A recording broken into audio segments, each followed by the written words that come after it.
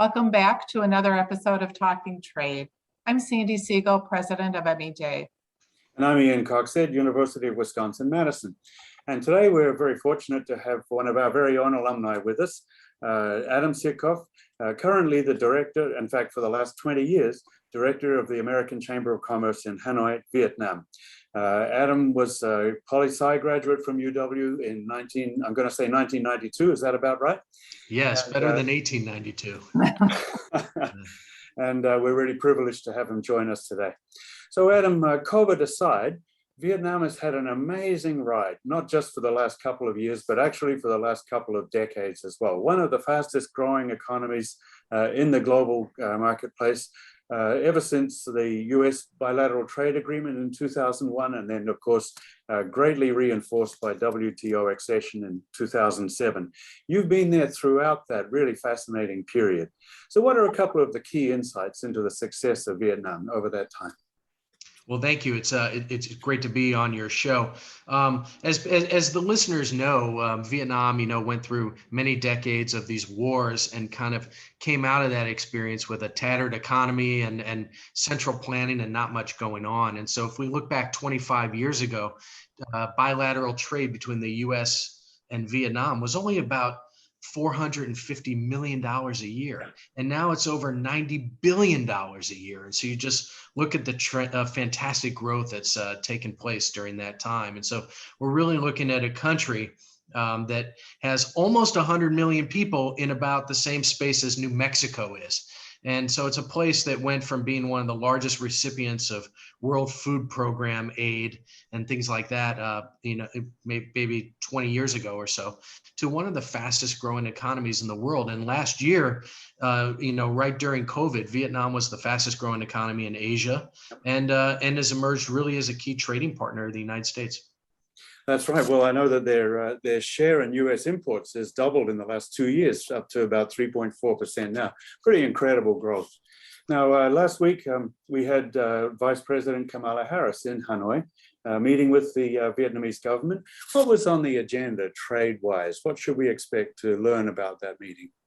Well, I would say importantly for the people of Wisconsin, for example, there were a lot of agricultural market access issues discussed. And the U.S. has been telling Vietnam for a while, let more of our products, agricultural goods into Vietnam.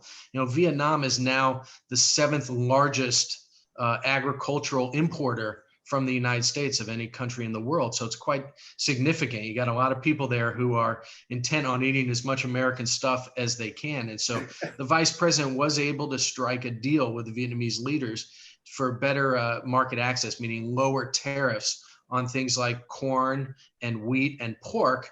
And those are all, essential supplies coming out of the Midwest in the U.S. So that's really going to help on that front.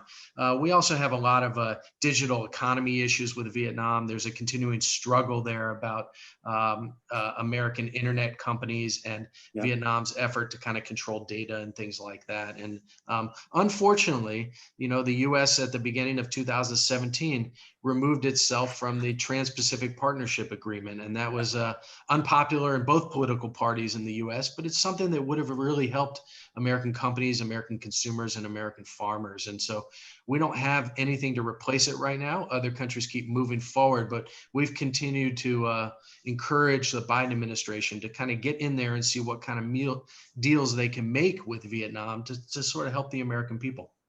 Absolutely. Interesting. Well, I think you touched on it a little bit, Adam. I think some of the growth can be attributed to the China-US trade wars. And I know at the beginning of the trade wars a few years ago, there was anticipation of a lot of, manufacturing moving either by design back to the US or elsewhere in Asia.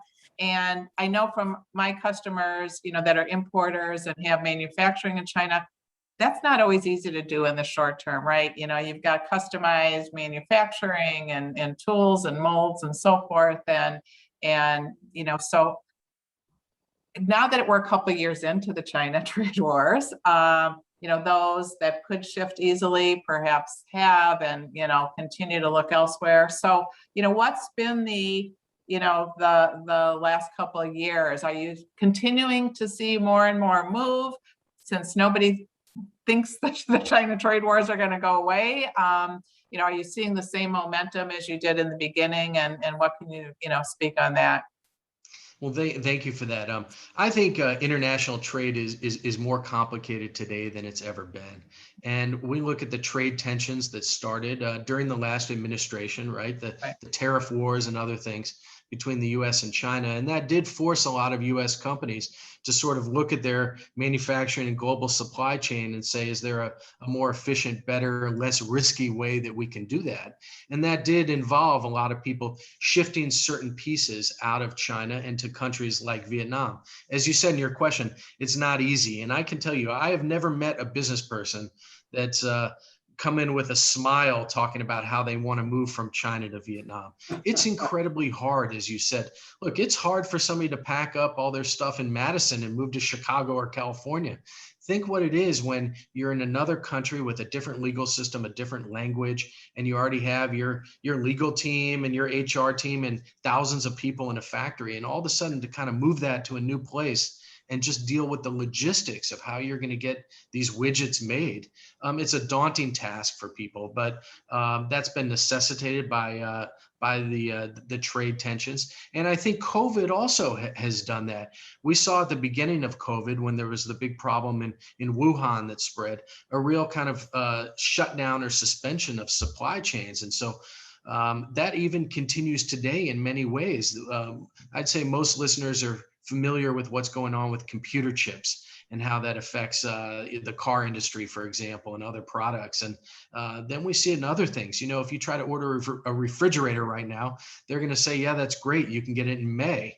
And I have been telling people for the past few weeks that if you want to buy Christmas presents, you ought to think about doing it right now. Because with COVID, we have real severe shutdowns in different parts of Asia where things are made or where components are made. And that's having a negative impact across the supply chain. And so it's an interesting time, but in the end, for American consumers, they're going to see empty spaces on shelves later this year.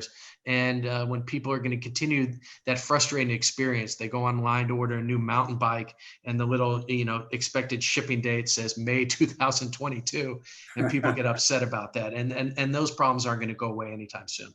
No, I'm experiencing it daily on, as a freight forwarder, and the availability of space, both out of China and Vietnam, are so strained that yes, getting goods here for Christmas is not looking very promising. And the cost is 4 times what it was a year ago. Oh, it's very expensive. And an interesting thing, most people don't consider freight and containers and all that. That's something removed. All people really want is to click on the Amazon website and get their stuff the next day. But the reality is we're seeing for the first time that many people are finding that it's less expensive to put things on airplanes than it is those metal containers on ships. And it's a weird thing logistically. And I'll give you an example. We have 4 airlines in Vietnam. None of them operate commercial flights anymore because of COVID right now, but all of them are shipping things around the world. Even something like coffee beans from Brazil to California, even that has nothing to do with these airlines. And so we're seeing a dislocation on trade that ultimately affects pricing. It's going to affect inflation in the United States, which I believe is real. It seems that the Fed doesn't, and it's going to really impact what people are able to buy and when later on this year. Thanks, Adam. We've got about 30 seconds left. A really quick take. Vietnam's anti-COVID strategy has been maybe the most draconian in the world. How do you see it playing out over the next few months? For the officials in Vietnam, it's a simple equation. You either have vaccine, which can help protect people and keep them out of the hospital and from dying, or you need to keep people away from each other so infection doesn't spread. Yeah. And Vietnam did great at that last year. The Delta variant is clobbering them. And right now, for the past couple months, everything has really been shut down in Vietnam, and that impacts all of our American companies. So there are almost 500,000 people each day in Vietnam that make Nike products, for example. Most of them aren't at work today. They're sitting at home, receiving food deliveries from the military who are out on the streets to make sure that people stay away from each other. And you could say the same for Intel's chip facility there, and all the clothes that people wear, and bicycles and everything else that's made in Vietnam. And so the COVID restrictions have a big impact on American companies and American consumers.